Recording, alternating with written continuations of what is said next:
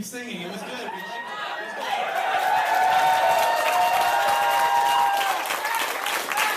Alright, so I don't even ask. We have some fans of My Little Pony here today, right?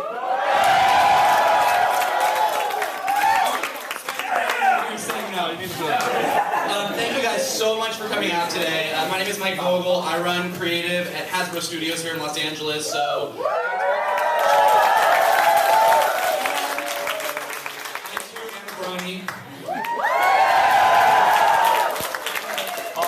so much for all the support for the show. We love you guys, we love the support you give to us, and we love the show too. So we're thrilled to have you guys here today. A few quick messages before we get started. One, we're doing this event for you guys and you guys only, so please, after I get, you can film me all you want, because I look good in the shirt. But after that, no more filming, no recording. This is just for you guys today. I know. You guys can blog about it all you want. Talk about how awesome it is. All right. Secondly, after you leave here, go to Starbucks, grab some lunch, talk about how awesome it was. Be sure to go over to the Tag store on Melrose for our Pony Pop-Up event at 5 o'clock.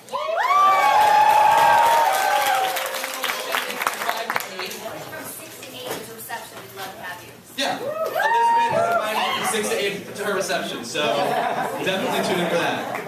We had a great show for you here today. I know you didn't come here to see me, so let me bring out our lovely ladies. So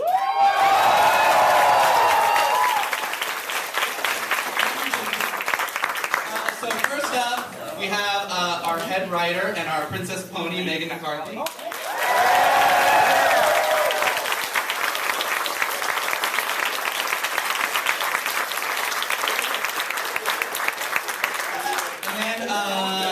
A little Twilight sparkle. You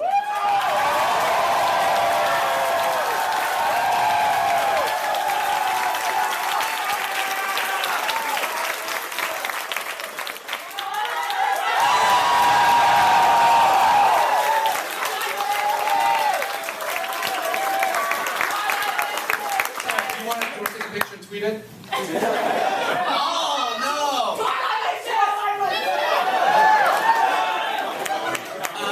Next up, Miss Applejack and Rainbow Dash.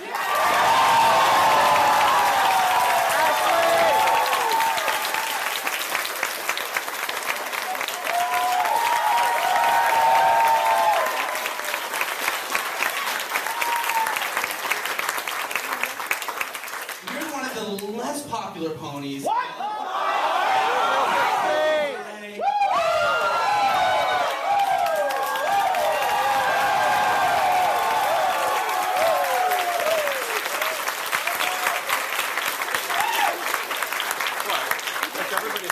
Although she is not a pony, she belches with the best of them, is Kathy West.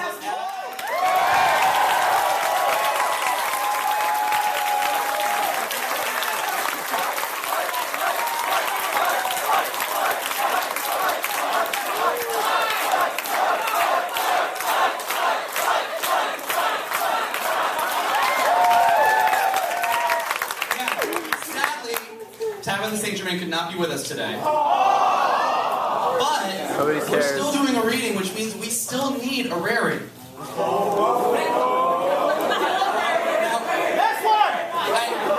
She's looking really nervous. You can do it!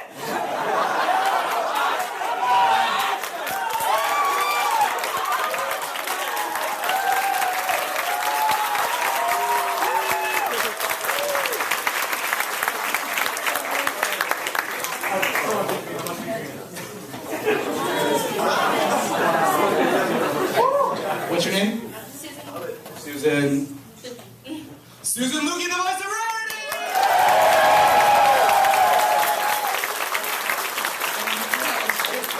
So although you may have the episode memorized, you actually do get a script. And I know you guys all saw the sheets for the song on your chairs. I can tell already that you don't need it, but since this episode is a play within a play, you guys get to play the audience. So I'm going to get off the stage and let's get the show on the road. Here's your thing.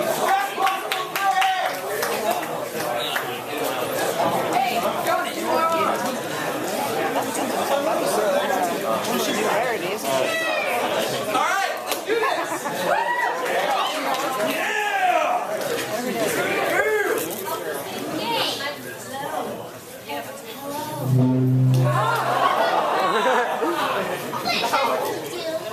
Okay.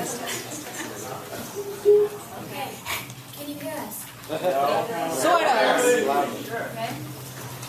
This is Hearthwarming Eve, and I want to say real quick, it's written by Meriwether Williams, who's sitting right here.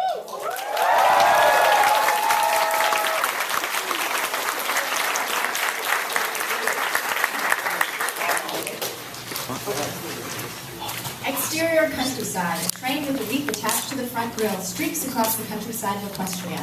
It is snowing out and the land looks beautiful. The heads of the ponies pop up one by one in the windows of the train. First Twilight pops her head up. We're getting closer. Then Rainbow Dash. I can hardly wait. Then Fluttershy. I'm so excited. I feel like shouting.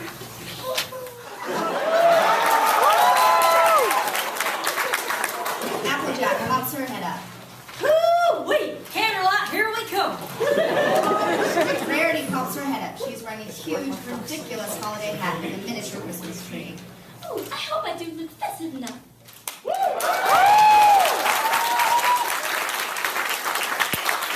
Cat pops her head up out of the Christmas tree on Rarity's head. There it is! Candlelight!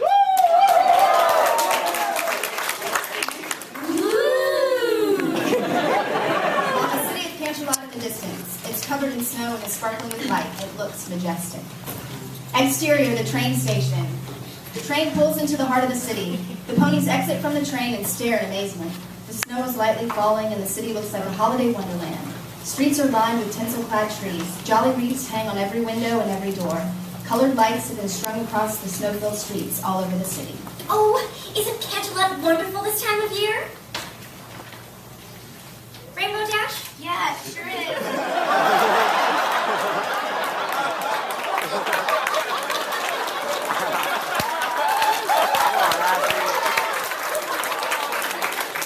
Yeah, I wish it was Hearthwarming Eve every day. There's so much to look at. I feel like my darn eyes are going to pop right out of my head. I have an idea. Let's play I Spy as we walk. I'll go first. I spy an 8-foot candy cane. On two young ponies licking the sides of the candy cane. Their tongues stick to the candy cane like a frozen flagpole in a Christmas story. I spy a snow pony. On a snow pony as the ponies walk past. I spy some pony eating a gingerbread house. On the gingerbread.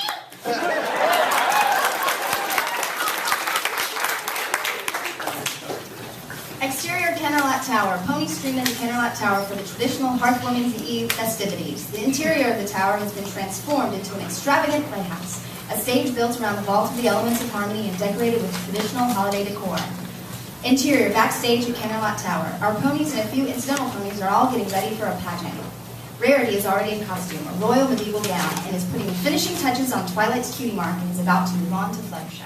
I can't believe that Princess Celestia chose us to put on the most important play of the season. Do you guys know what an honor this is for all of us? Oh, I wish she hadn't honored me quite so much. I can't go on stage. I don't want every pony looking at me. Fluttershy carries her head in a box of tinsel. Rarity attempts to pose her out so she can do her makeup. Fluttershy, darling, there's nothing to feel nervous about. Rarity applies makeup to Fluttershy's face as she speaks.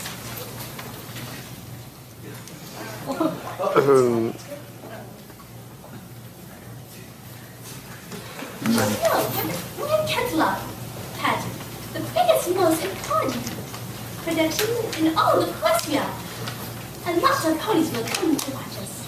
Rarity whaps Fluttershy's nose with a big powder puff. When the powder clears, Fluttershy looks less relieved. A lot? Hundreds. Poof, Fluttershy looks a bit nervous again. Hundreds? Maybe even thousands. Now Fluttershy looks terrified. Thousands? Rarity goes poof again, but misses as Fluttershy jumps into the box completely so that only her tushy and tail are sticking out. Rarity shrugs and finishes off the fancy cutie mark she started earlier. Suddenly a cool wind whips up her hair. Oh, I have. Applejack. Get down and shut those windows, will you? AJ clumsily finishes pulling her costume over her head and gets to it. She passes Rainbow Dash, who is adjusting her helmet. What's with Fluttershy? I can't wait to get on that stage. I can just hear the applause now. Rainbow Dash! Rainbow Dash!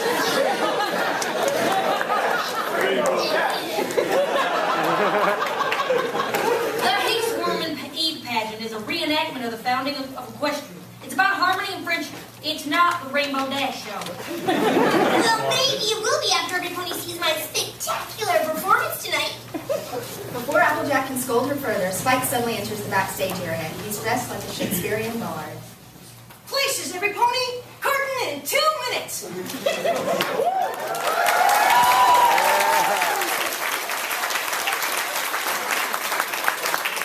Twilight is pulling on boxed up Fluttershy's tail to no avail. Fluttershy, you've got to come out of there. Twilight, let me handle this. Pinkie Pie dives into the box herself. A moment later, Fluttershy jumps high up out of the box. Pony, tickle me. Twilight quickly brushes Fluttershy off screen. That's terrible. That's awful. That's showbiz. Interior Candlelit Tower on stage. The curtain rises. There is a large, ornate, beautifully decorated hearth in the middle of the stage. Spike stands on the side, acting as the play's narrator. Once upon a time, long before the peaceful rule of Celestia, and before ponies discovered our beautiful land of Equestria, ponies did not know harmony. It was a strange and dark time, a time when ponies were torn apart by suspicion, fear, and by hatred.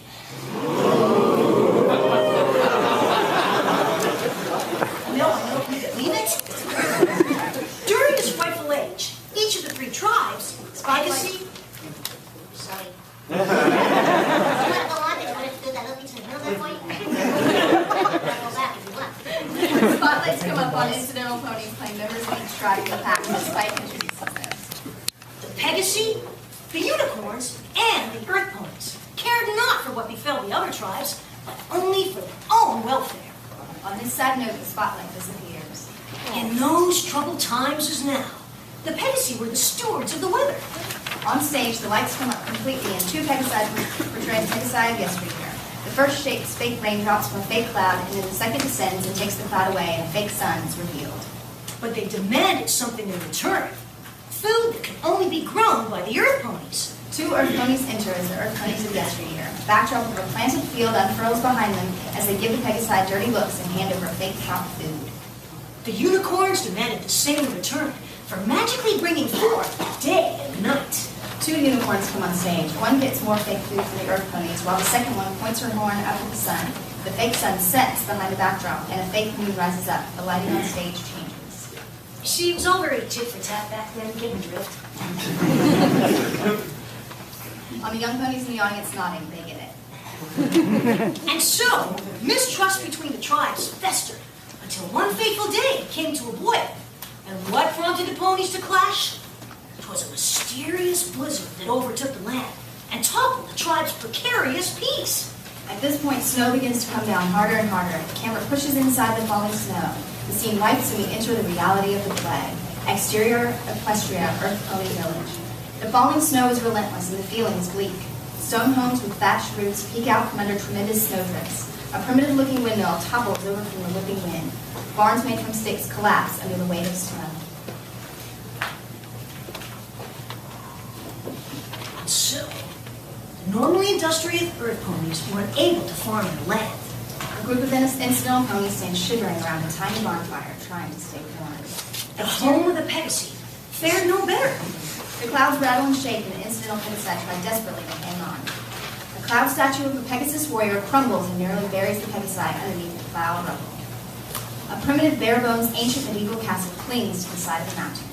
Even the unicorn's magic was powerless against the storm. A ripped and torn unicorn flag flaps in the wind, and eventually the flag, the flagpole, and the entire castle peak cracks away from the rest of the castle and falls hundreds of feet below into a snowdrift. We push into the hole in the castle to see a group of incidental unicorns huddling together for warmth. Famished-looking Earth Ponies dig dead crops out of the snow. Unable to grow new food, the Earth Ponies kept what little they had to themselves. Others shovel the last of the grain out of a silo. Others stand out in the snow, shivering and frozen in line for the last bits of food left. They look miserable. The Earth Ponies were freezing. Pegasi and Pre-Cloudsdale cinch their saddle belts. The Pegasus were hungry. Starving Pegasus look at their own wings and takes a bite. The unicorns were freezing and hungry. On a group of unicorns shivering in their castle, their horns are frozen over, their snouts have turned blue and have icicles hanging from them. Their stomachs growl. Angry earth ponies on one side and angry unicorns and pegasi play tug-of-war over a sack of food as the snowdrift in the foreground gets bigger and bigger and eventually covers them all. Each tribe blamed the others for their suffering, and the angriest every pony grew, the worse the blizzard became. Struck in on a meeting hall. And so it was decided that a grand summit would be held to figure out a way to cope with the blizzard. Each tribe sent their leaders. Interior Grand Meeting Hall. Ponies of every kind are crammed into every nook and cranny of the hall to listen to the proceedings. The three groups are obviously separated and irritated with each other. A trumpet sounds and all eyes turn to the front of the hall. Out steps Rarity, dressed as medieval royalty and looking particularly haughty. She is followed by several unicorn ladies in waiting as she takes her position at the table. Daughter of the Unicorn King, Princess Platinum.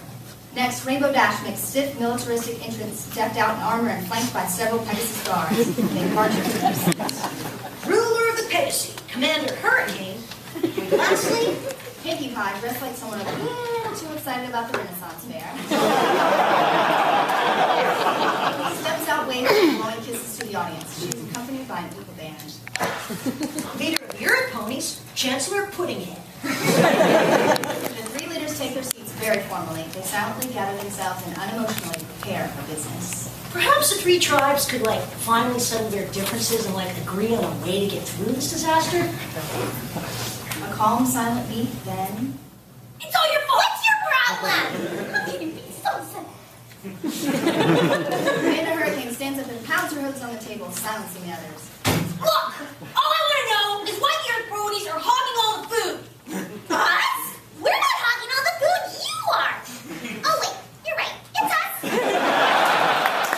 Oh, it's because you mean old Pegasus are making it sound like crazy. For the 100th time, it's not us. We're not making it snow. It must be those unicorns. They're doing it with their freaky magic. How dare you? Unlike the Pegasi ruffians, we unicorns would never stoop to such thing. Huh. Well, if you non-Earths aren't going to stop using your weirdo powers to freeze us all, then I'm just plumb out of ideas. What a shocker! An Earth pony with no ideas. You're not the boss of me, you royal snootiness. I beg your pardon. I'm a princess. I won't be spoken to that way. Princess Platinum heads for the door. I'm leaving first. No, I'm first. All of them enter the doorway at the same time and get stuck and start to push and shove each other. Suddenly, all three pop out of the doorway and fall face first into the snow. And so, the summit ended in disaster. The blizzard raged on. Close on a swirling snowflake as it passes in front of the camera. We follow the snowflake up into the clouds and hear a curious offset wail in the wind. The snowflake drifts past the faint outline of a misty, foamy head. A moment later, the body, made of ghost-like wisps of wind and snow, comes into view. We hear another wail from this creature. The ghost-like body twists toward the camera as it wails and rushes forward to fill the screen. End act.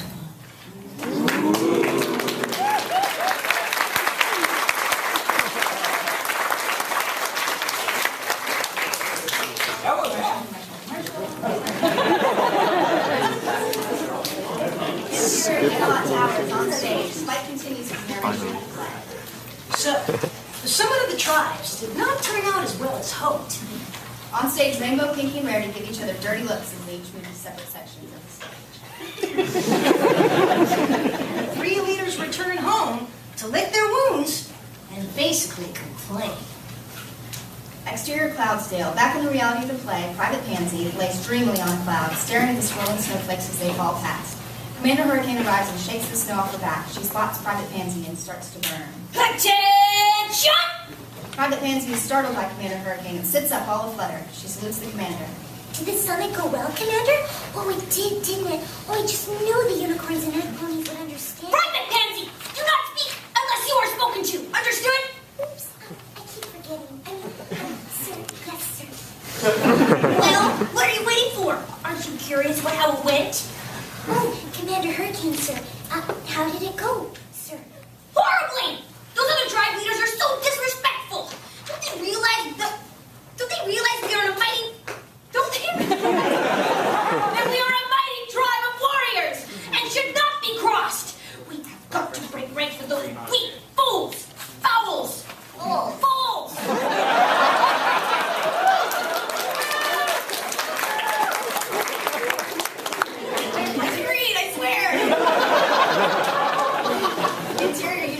Classic, the door swings open and Princess Platinum enters shivering dramatically.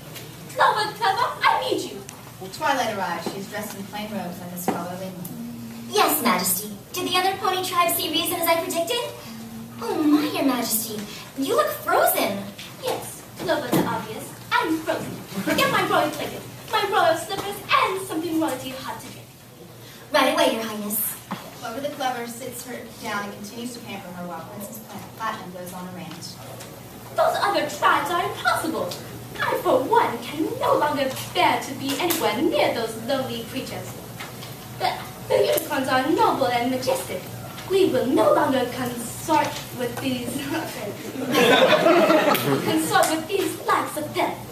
Interior Earth Pony headquarters. Chancellor Puddinghead enters through the chimney and crashes to the ground.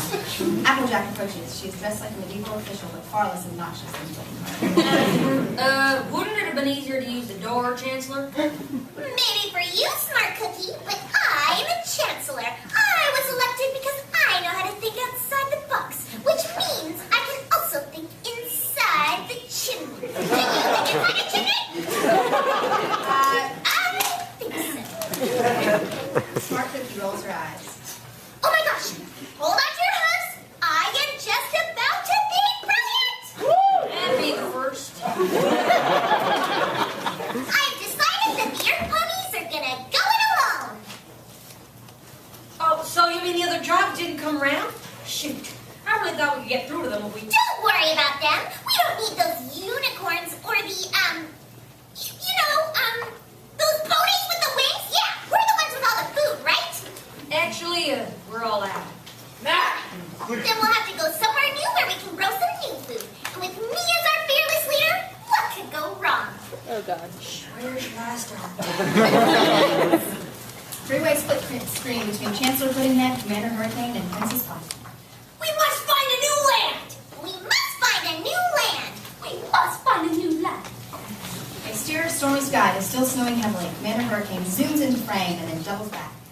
Come on, Private Pansy. Let's get a move on. Hup, one, hup, two. Private Pansy enters frame, timidly flying through the air. Suddenly, a lightning bolt flashes and nearly strikes her. Terrified, she jumps into Commander Hurricane's arms, who immediately shakes her off.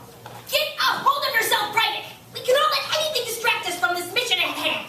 To find, and if necessary, conquer a new land. Conquer, sir? That's right. We must be prepared to fight for our lives at any moment. You never know where enemies may be lurking. Commander Hurricane flies, craning her neck all around, searching for enemies. I don't see any enemies, Commander. Just snow. Aha! Who's that? Commander Hurricane attacks her own shadow, which really just looks like she's wrestling with cloud. Get back here! Private Pansy nervously looks behind her to see if there's anyone there. She sees her own shadow and is terrified. She jumps again into Commander Hurricane's arms. Okay, this is getting old. Exterior, snowy wilderness. Clover the Clever forges her way through a snowy wilderness, pushing branches aside for Princess Platinum. Platinum holds her royal gown high up so she doesn't get it wet. This is simply taking forever. My hopes are killing me. How long have you been walking for? About 5 minutes, Your Highness. I never imagined finding a new land would be so hard. But still all would be worth it. Don't you agree? Well, if you really want to know, I actually think that the 3 tribes could have tried harder.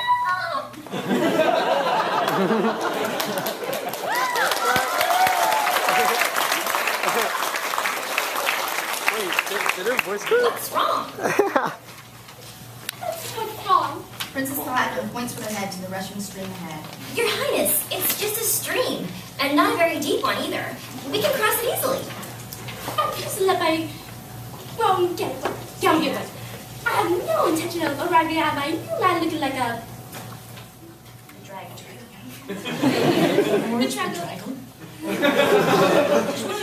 the dragon. The dragon of pony. Oh, what's yet? A rock and tumble Pegasus. I, for one, have no intention of stopping down to their level. She looks at Clover the Clever. On the other hand, I have no trouble watching you stoop down. Clover the Clever rolls her eyes before stooping down to let Princess Platinum climb on top of her.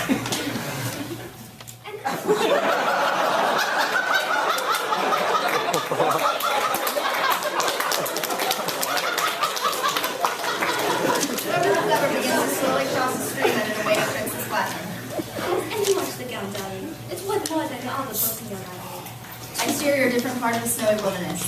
Chancellor Puddinghead leads Smart Cookie through a different patch of snowy wilderness. There is a large map hanging from a clip that is attached to a hat of the Chancellor's head. The map is upside down, and there are 3 big circle holes that have been cut out. Yes, this is definitely the right direction. I think we've been here before, Chancellor.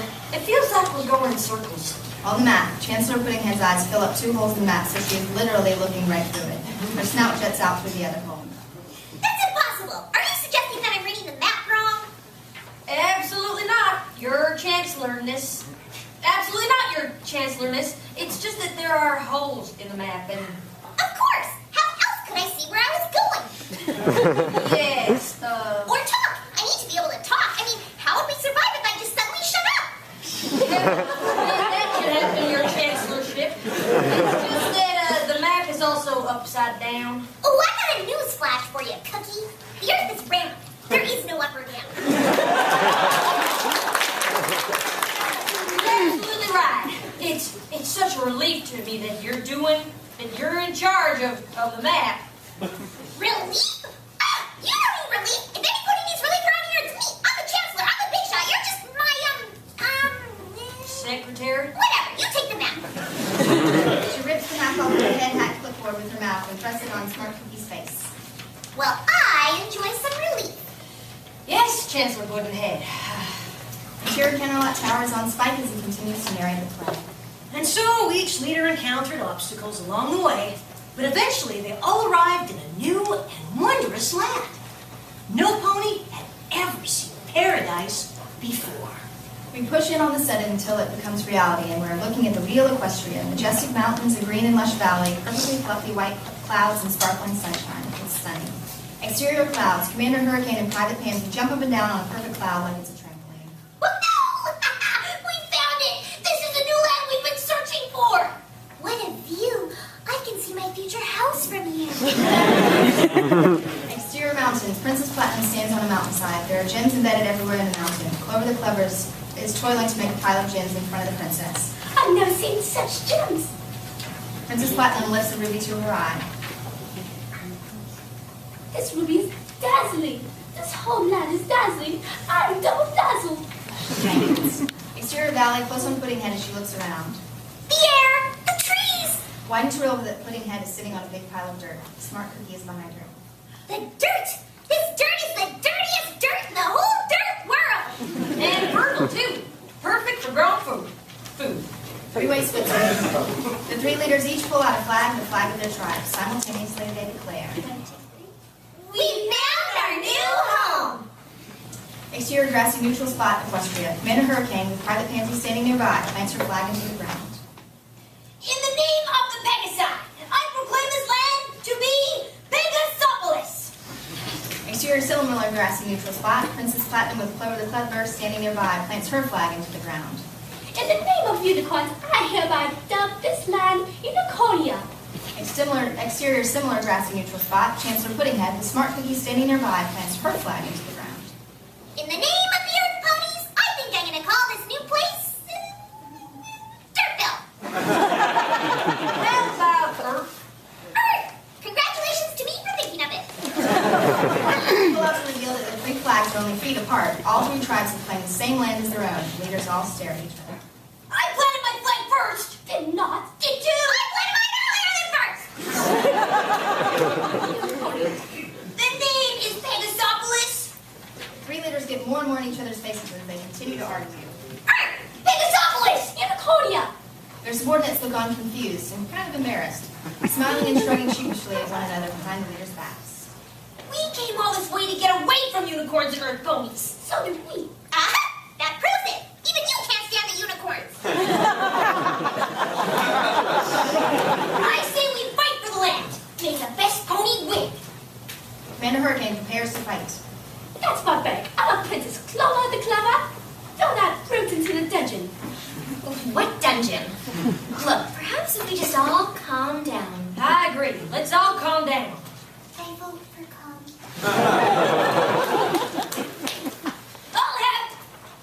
I'll have you court-martialed for insubordination, Private. I say we settle this on the battlefield. Suddenly, a snowball zooms through the frame and smashes smack in the Commander Hurricane's face. Princess Platinum laughs at Commander Hurricane as she wipes snow from her face. A second later, she gets hit in the face with one too. Commander Hurricane laughs at Princess Platinum. Dance throw a snowball at royalty. We pan over to reveal that Puddinghead is standing in the follow-through position of a baseball pitcher standing beside a pile of pre-made snowballs. Wait a minute! Where did all this snow come from anyway? Then we pull out to reveal that there is snow all around them. We hear the mysterious wail from earlier. The snow is coming down harder than ever before. Oh no, not again!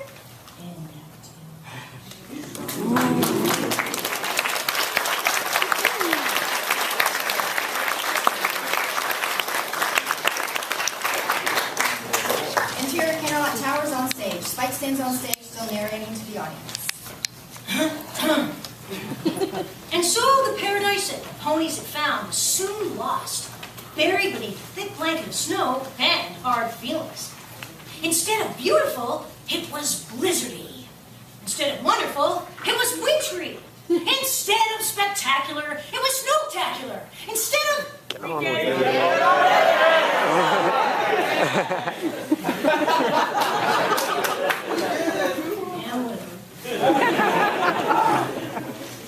Every pony was forced to seek shelter. They searched high and low, but the only shelter for miles was a cold and desolate cave. A painted background of the cave replaces the winter scene. The camera pushes in on the cave, and we are once more in the reality of the story. Interior cave. All three tribes are inside one small cave. The three leaders scowl and pout. Their subordinates merely look awkward and uncomfortable.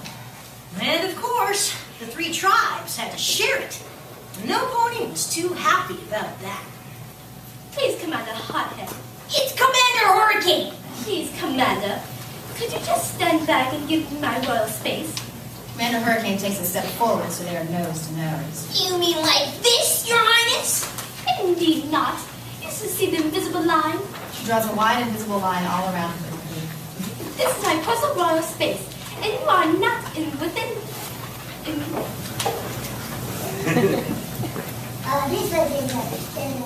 This was invitation. Without invitation. Well, this invisible line is my personal military space, otherwise known as my territory. She draws a much larger invisible circle. Your invisible line just cut through my invisible line, and that is royal friendship conduct. Well, get ready, everybody, because here comes my invisible line. Uses her hooks to draw crazy up and down and all around by the end of her legs are all tied up in knots. You know what? Forget invisible lines. Private Pansy, where's my chalk? Here it is, sir. Private, outline our territory for every pony to see. Private Pansy reluctantly uses the chalk to start drawing a line on the cave floor. See this real, not invisible line? She uses her hook to point to the chalk line that Private Pansy is drawing. No unicorn or earth pony are allowed to cross it. This is the southern territory of Pegasopolis. Princess Platinum and Chancellor Puddinghead are not to be outdone. Clover the Clever, get my chalk, quick! Smart cookie! Smart cookie! I know. Clover the Clever and Smart Cookie join Private Pansy on the ground to draw the chalk lines. None of them are very happy about it, and they exchange doleful looks. While drawing, Private Pansy hits a rock on the cave floor, and so she draws around it. But Commander Hurricane sees what she's done. What are you doing? Don't go around the rock, go over it. I'm not giving up an inch of territory to that enemy. That rock is clearly on the unicorn side of the cave. It does not belong to us. Who knows? There could be jewels inside. Commander Hurricane kicks the rock onto her side. I claim this rock for Pegasopolis. I've had that rock. This instant, you scoundrel. Chancellor Puddinghead rushes into the scene. Ooh, looky here, you found my rock. I've been looking for it everywhere. She grabs the rock in her mouth and puts it on the earth pony part of the cave. Hey, you invaded our territory. Finders keepers, losers weepers. That rock is ours first and I'm taking it back. Commander Hurricane starts to march across her line. Who's invading now? She invaded us first. Chancellor Puddinghead picks the rock up in her mouth again and jumps over the line into the unicorn's territory and back again. She drops the rock from her mouth. I just did it again. That's the last straw. Commander Hurricane sees red and crosses out of her territory. Give me my rock. She crosses the line too. Soon all three of them are crossing and recrossing their lines, basically chasing each other in a circle.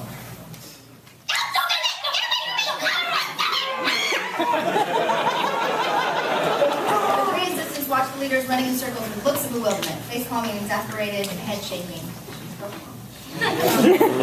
Suddenly the three hear the wailing noise in the distance, followed by loud cracking noises. They turn to the entrance of the cave and see that it's beginning to ice over. Look, every pony, the entrance! The leaders stop their chase as the snow continues to harden into a wall of ice until it is blocking the cave entrance completely, sealing all the ponies inside it. This only makes the leaders argue more passionately. They yell at each other across the cave from the far corners of their territories.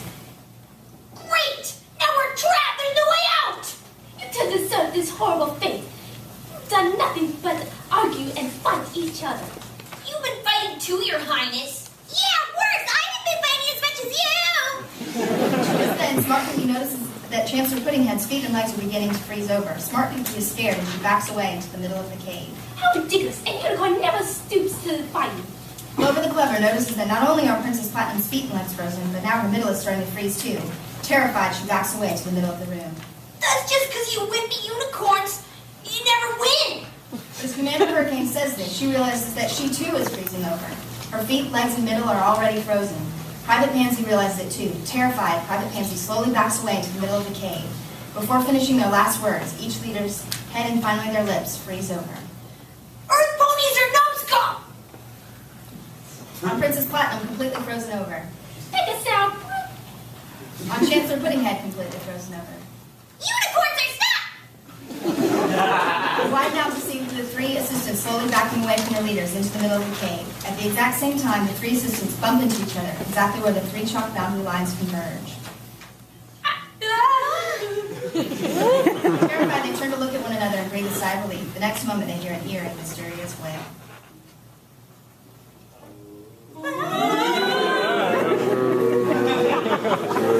This time they instinctively grasp each other and huddle together, petrified of the wail. They start to shiver worse than we've ever seen before. Their teeth chatter, their faces turn blue, and icicles drip from their snouts. It is clearly the coldest it can possibly get. They look up to see that the wail is coming from misty, ghost-like horses that are circling the cave above their heads. We see only their heads and indications of their galloping hooves. Their manes flow out behind them like long, spectral trails filled with snow. Oh, what is that thing? They must be Wendigos. Wendigos? My mentor, Star Swirl the Bearded, taught me about them. They're winter spirits that feed off fighting and hatred. The more hate the spirit feels, the colder things become. With this explanation, Smart Cookie had a sad realization. Then this is our fault. We three tribes. We brought this blizzard to our homes by fighting and not trusting each other. Now it's destroying the land too. We caused this. Private Pansy and Clover the Clever sink with understanding. And now our bodies will become as cold as our hearts. All because we were foolish enough to hate. There is no noise except the Wendigo's wail and the crackling sound of the approaching ice inching towards the woods. Well, I don't hate you. I actually hate Commander Hurricane a lot more than I do. Actually, I really don't hate her. I just really don't like her. Well, I don't hate you guys either. Nor do I. And if it is our fate to freeze forever, let us be frozen together in the bond of acceptance and kinship. After all, no matter what our differences, we're all ponies, right? One by one, they smile warmly at each other and reach out to hold each other's hands. They close their eyes, not knowing what else to do. But slowly, their hooves start to vibrate with good feeling. A humming noise starts, and the ponies look at each other, confused about what's happening. Their arms vibrate harder, but they do not let go of one another. Suddenly, an unexpected magical flame shoots out of Clover the Clever's horn and into the middle of the cave. They hold their grasp on each other as the fire flies up to the roof, encircling the ceiling and engulfing the wailing Wendigos, evaporating them with its warmth. It then redirects itself into the ground between the three ponies, sending them flying back from one another with force. As they recover, Private Pansy's face turns from blue back to its normal color. The icicle hanging off Smart Cookie's nose melts away. Clover the Clever unwraps her scarf from around her neck. After a beat, they approach the flame, which floats in midair just above the spot where the three chalk lines converge. What was that? I didn't know unicorns could do that. I didn't know either. Nothing like this has ever happened before. But I know it couldn't have been just me. Clover reaches out for her new friend's bird, same as before. It came from all three of us, joined together, in friendship.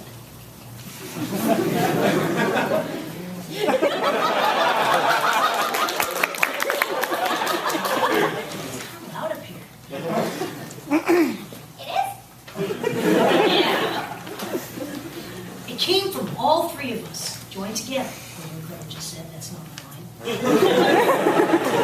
All through the night, the three ponies kept the fire of friendship alive by telling stories to one another. On the three assistants laughing hard at the show. And by singing songs, which of course became the winter carols that we all still sing today. On the three assistants singing together. Eventually, the warmth of the fire and singing and laughing reached the leaders, and the bodies began to thaw. On Commander Hurricane beginning to fall, on Princess Platinum beginning to fall, on Chancellor Puddinghead beginning to fall. The assistants rushed to help their leaders who were just glad to be alive. And it even began to melt their hearts. The leaders embraced their assistants and heads. Exterior cave. On the cave entrance, the ice melts and the opening is clear again. All 6 ponies walk out into the sunshine of Equestria. The snow is melting and patches of the beautiful land that lies underneath are showing. On the ponies smiling at each other. The 3 leaders agreed to share the beautiful land and live in harmony forever afterwards. While the assistants watched from the sidelines, the 3 leaders planted a new flag together, the flag of Equestria. And together, they named their new land Equestria! Interior Candlelight Tower. The audience erupts in wild applause.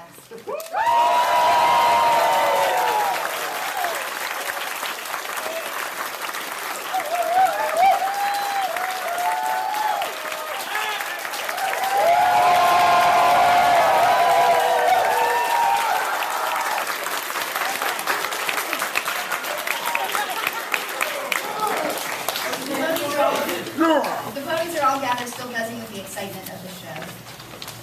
Oh, I can't believe I made it through the whole thing. To tell you the truth, neither can we. But you did a great job. The curtain opens again and the ponies all rush out for their encore bow. Interior Candlelight Tower on stage. This time Spike joins the ponies as they all bow together. More wild applause from the audience. Then every pony in the whole place breaks into song.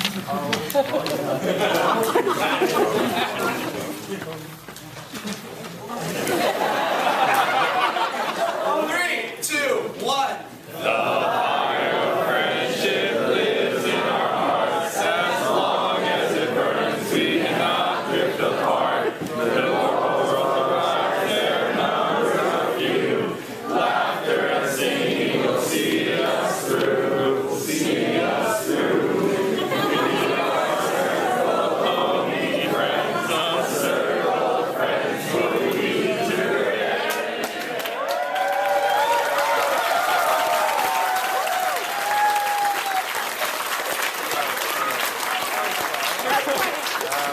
That was pretty bad. Candlelight Towers, backstage. Once again, the ponies all move around and post-show euphoria. Isn't that just beautiful? Oh, yes! I just love this time of year. We should be so honored that Princess Celestia chose us. She must really think that we exemplify what good friends are. Suddenly, a cold gust of wind blows through a high window that had not been shut. Rarely shivers. Applejack, I thought you closed out all the windows. Don't blame me. Rainbow Dash should have flown up there and shut it. After all, she's got wings. Why do you always have to... Why do I always have to do all the high-up chores? Why can't Twilight use her magic for once? No, you do it! No! Shut it! No! Stop it! What?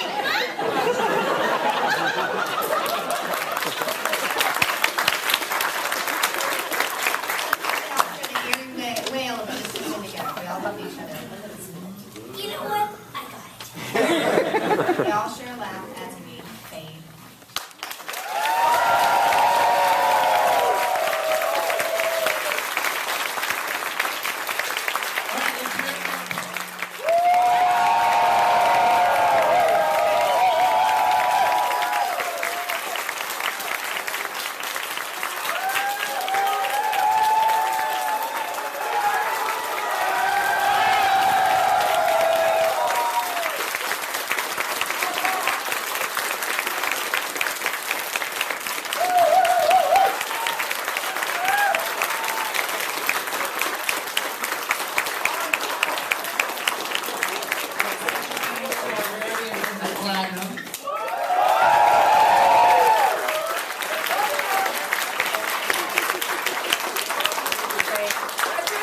Ladies, I'd like to come downstairs to our lovely couch seats for you. So now, although you know the episode well, we are now going to take a moment. This is actually the first time many of these ladies have seen the full episode. So it's very first time with you guys. That's not And I know a good. lot of times when you go to a screening, they want you to be quiet, they want you to be respectful. We don't want either of those. We want you to be loud, we want you to sing, we want you to still play the audience, and we want you to enjoy the episode. All right.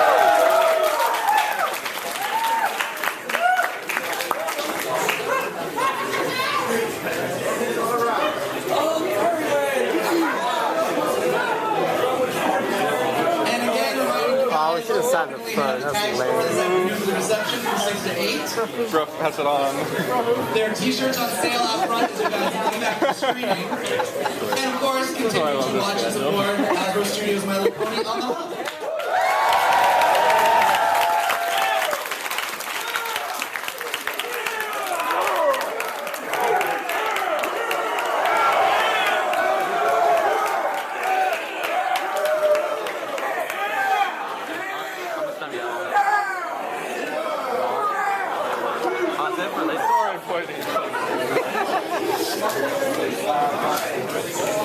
Save it for later. That way we're like, Alright.